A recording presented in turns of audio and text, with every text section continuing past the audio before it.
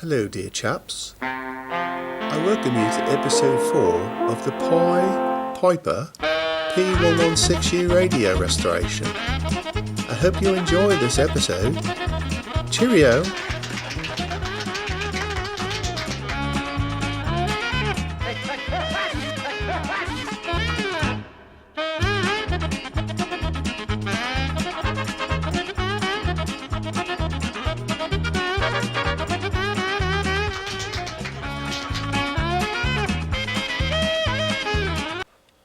Okay, our cabinet is all ready to stain.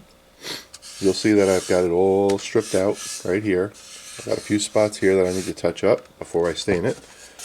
But it's all ready to go. We're going to go with a dark walnut. Here's the patch that I did, right there. And I'm going to put a little bit of toner on the back end of this when I'm done, just to hide it. There's another little patch here. Again, this will be some toner here, so you won't notice it, but it's nice and smooth. And we're going to be ready to stain this thing and seal it. So we're going to get to that, and then we'll come back and show you what it looks like. All in all, it's going to look like a nice radio. Take a look here. Take a look at this grain. Let's see if we can move that light a little bit.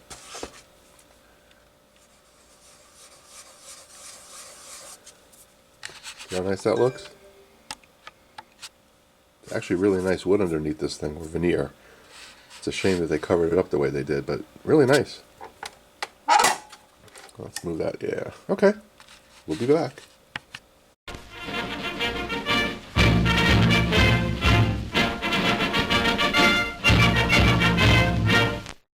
The last time that I broadcast a message was at Halifax, Nova Scotia, when I said a few words of farewell to all the women and children who had welcomed the King and myself so kindly during our visits to Canada and the United States of America.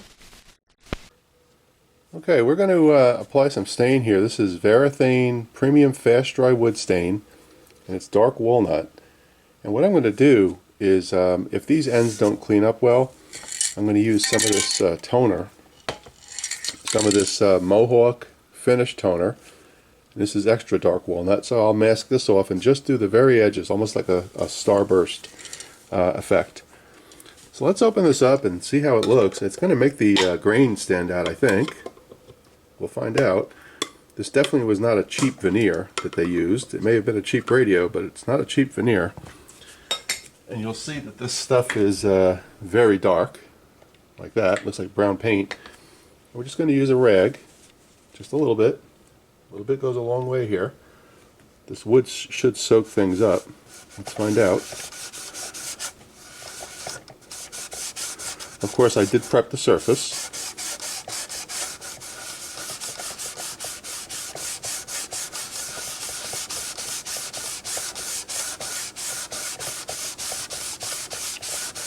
And you can see here the patch is definitely a little bit of a different color, but the toner should take care of that. And again, just a little bit goes a long way here. We're going to do one coat, then we're going to give it a nice little sand job with 1,000 grit paper. We're going to come back again and darken it, just a little bit. As you can see, the grain is popping through real nice here.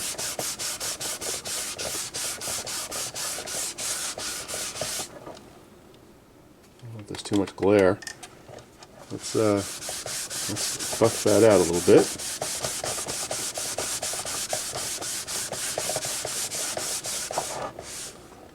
And I think you could see that. It's looking real nice. It's looking sharp. Alright, we're going to turn this off and we're going to continue, and I'll come back and show you as we have updates. Okay, we've got in our first initial coat here, and I think it looks really damn good. Really happy with this. I think it looks a lot better than it did when it was new, probably. For whatever reason, the finish they put on it, it may just be from age. It was all crackly and you really couldn't see the grain. But this is real nice. So now I just need to do another sand coat, just to smooth things out a little bit. I see I've got a little bit of an imperfection right here and right here. but there's going to be some blemishes on this thing. There should be. It's old. So I think we're looking in good shape here. And let's see what it looks like with the faceplate. I think the faceplate's really going to pop with this dark color. Oops. Upside down. There's the faceplate, and you can see it's got a really nice contrast with the cream and dark walnut. That's going to look really sweet. Alright, I will do the rest of the staining off camera, and then we're going to put a nice coat of like a matte urethane or some type of protective coating on top of this thing when we're done. But I've got a few more coats to do here. We'll return. Just to give you an idea of what it used to look like is this. This is what it looks like now. I'd say this looks a lot better than that. What do you think?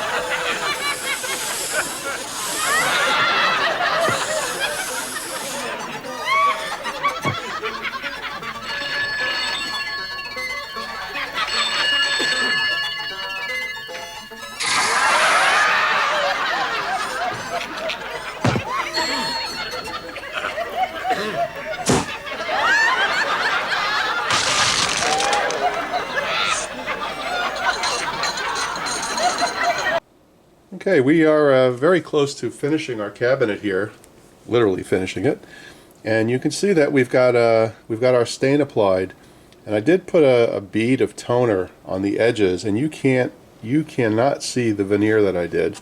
I know you've got a ring of light there. The veneer, let me move it out of the way. The veneer patch is right here. Let me see if I can zoom in on that a little bit. It's barely noticeable. You can see that wood grain pops out really nicely,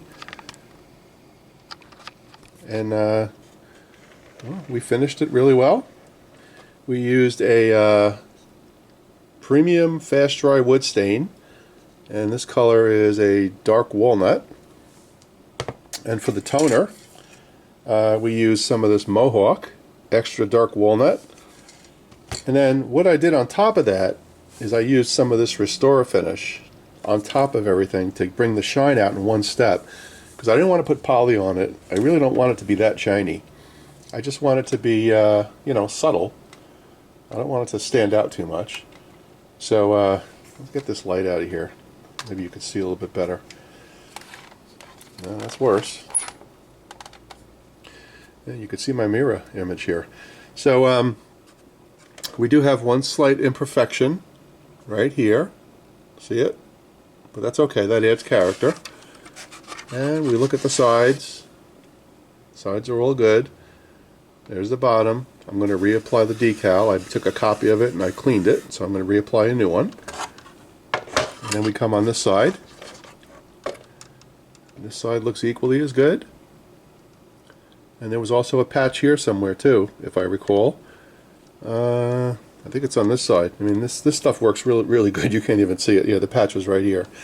So so our cabinet is largely done. I'm just going to let this cure a little bit more because it's only sitting for about half hour, and this Restore Finish stuff says at least half hour. So you can see we've got a nice shine on there. Yeah, I turned off the light and you can still see it. Isn't that cool? So anyway. The other thing I want to show you is this is the grill cloth we're going to use. This is something that Phil sent along with the radio. So we're going to use this grill cloth on the front. And of course, here's our front bezel that's been cleaned up. And I can loosely pop this in here without doing any damage. Matter of fact, let's take this off the Lazy Susan for a minute, because I want you to see the contrast. Okay. Let's lay this on the back, like so. And you can see the contrast is really nice with the cream front and the wood cabinet. So we are we're almost there, guys. So we just need to apply that grill cloth there, insert the radio chassis, and we'll be good to go. So life is good here. So I think this will be a short episode because I want to spend the next episode putting the radio back in and revealing the final version of this. So hope you like it, and I want Phil to see it because obviously, you know, Phil's interested in this, and he should be. I promised him I would do a video on it, and I did. And you can see we've got this cabinet looking really, really well. And let me just remind you that this is the cabinet I just restored.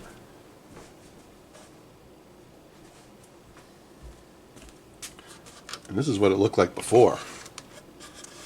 It's exactly what it looked like. Same cabinet. Two different finishes. See the wood green here? You can't see that here. So I'd say we have a winner. This second radio that I just showed you, I'm going to restore that one off camera. That one has a lot more work. It's really dingy inside. It's really dirty, rusty. So we'll do that one separately, and we're going to do that one to run on 220 volts. So we're not going to take the easy way out like I did and convert it. So anyway, that's the story, guys. So I'm going to stop this video, put it up. I have 2 gigs this weekend, so I won't be putting any videos up this weekend. So I have a gig on Saturday night and then Sunday afternoon. And I hope everybody's doing well. All right, enjoy. We'll see you soon.